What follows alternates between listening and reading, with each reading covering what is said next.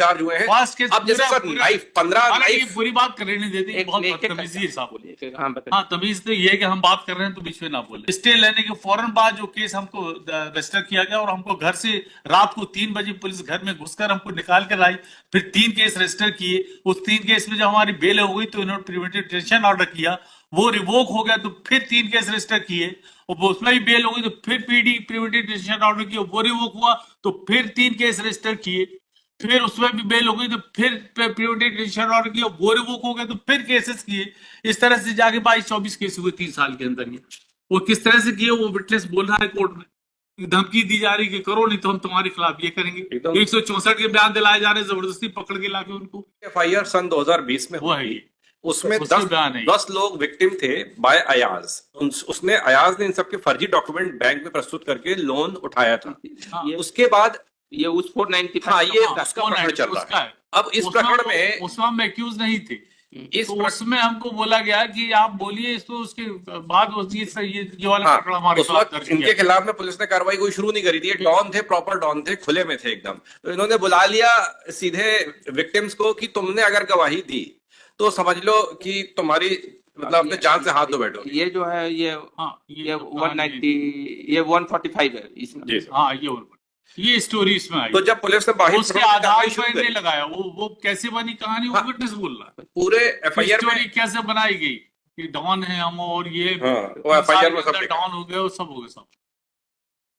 4 साल इसमें सर क्यों हो गए उसका भी रीजन दे दिया कि वो 4 लोगों को अपने घर बुलाया। निखत, इकबाल की वाइफ अफरोज और सिराज, ये 4 लोगों को घर में बुलाया। सिराज भी is also victim of forgery और इनके नाम पर भी लोन लिया गया। सिराज भी एक छोटा मोटा आदमी है जो उसका साला है इकबाल का, और निखत का मामा लगेगा। निखत के बयान हो गए, लगा दिए हमने, साहब ने किसी ने सपोर्ट नहीं किया इनकी स्टोरी को। हाँ, जबकि 164 इनके खिलाफ में दिए हैं, लेकिन बाद में इनका ये हावी हो गए। तो सिराज का भी एविडेंस बाकी है सर, जेल में अफरोज का भी एविडेंस बाकी है। All these are prime witness, they are main witnesses. Afroz and Siraj का भी कंटिन्यू हो रहा है सर। अफरोज का पूरा एविडेंस बाकी है और सिराज का अभी एग्जामिनेशन इन चीफ पार्शियल हुआ है, उस दिन आपने देखा था सर। अफरोज डेली आ रही है, उसके बयान नहीं ले रहे। नहीं, ये एकदम गलत स्टेटमेंट है। ऑर्डर शीट में उसकी सिग्नेचर है मलर्ट। और sir 164 is also before a court of law. 164 में कुछ नहीं, बड़े अच्छे से यहाँ पे बोल रहे हैं कि जो एक सरकारी वकील है उसने हमको जो बताया हमने वो बोला। 164 के समय ये कुछ नहीं बोल रहे हैं कि किसने समझाया था इनको। उस वक्त वो सरकारी वकील भी नहीं थे बेचारे।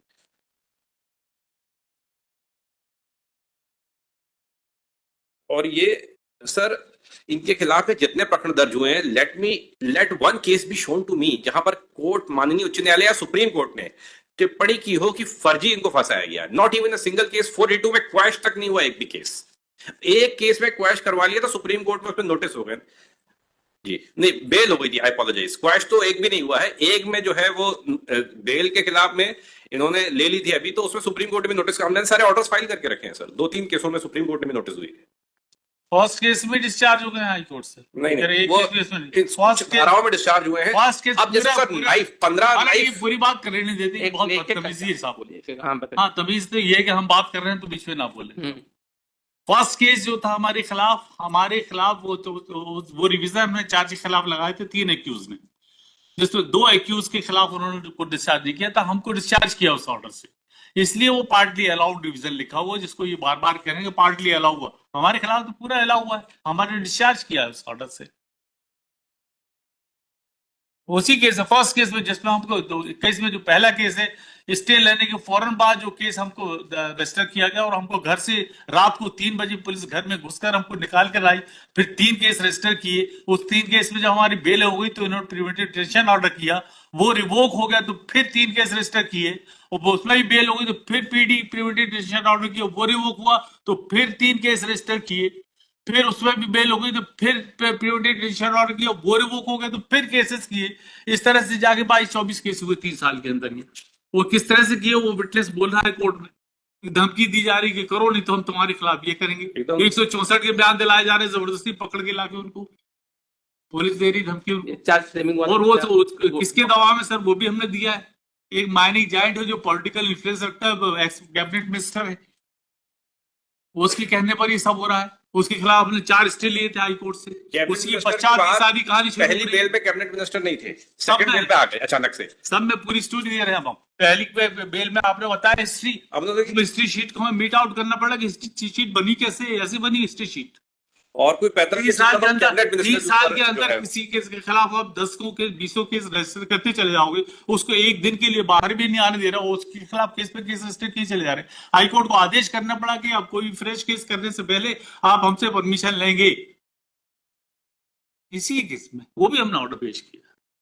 That's all, madam. Now it should be closed. Sir, मैं- ये इसमें जब चार्ज जो थे वो क्या, उसको थोड़ा फ्लैग करके बोल दीजिए। और हाँ, सर वो चार्ज flag कर जो है Select कर 384-86 से डिस्चार्ज किया है इन्होंने। एफआईआर को अगर बेयर पेरुजल हम करें, हमने रिवीजन भी फाइल किया है, वो भी माननीय न्यायालय के समक्ष आएगा, कि साफ बोल रहा है कि ये पैसे जो है तुमको ही चुकाने पड़ेंगे, नहीं तो तुम्हें जान से मार दूंगा। I can read that portion of the FIR. जब तक वो डिस्चार्ज है मैंने पढ़ा नहीं नहीं जाएगा। नहीं, there's no absurd बेल में अब ये वो रूल लागू discharge नहीं जब होता है। रिवीजन अलाउ हो जाए तो पढ़ लेंगे। Bail is discretionary. हाँ, डिस्क्रिप्शन ये तो वो नहीं पढ़ा जा सकता जो डिस्चार्ज आप होता है। केवल जो सेटिस्फाइड हो गया वो पार्ट मैं बस वो पोर्शन पढ़ देता हूँ सर। नहीं यहाँ पढ़ा जा सकता मतलब, यहाँ नहीं लिखा पढ़ा है जा सकता क्योंकि रिवीजन अभी रेस्टोरेंट नहीं हुआ वो ऑर्डर।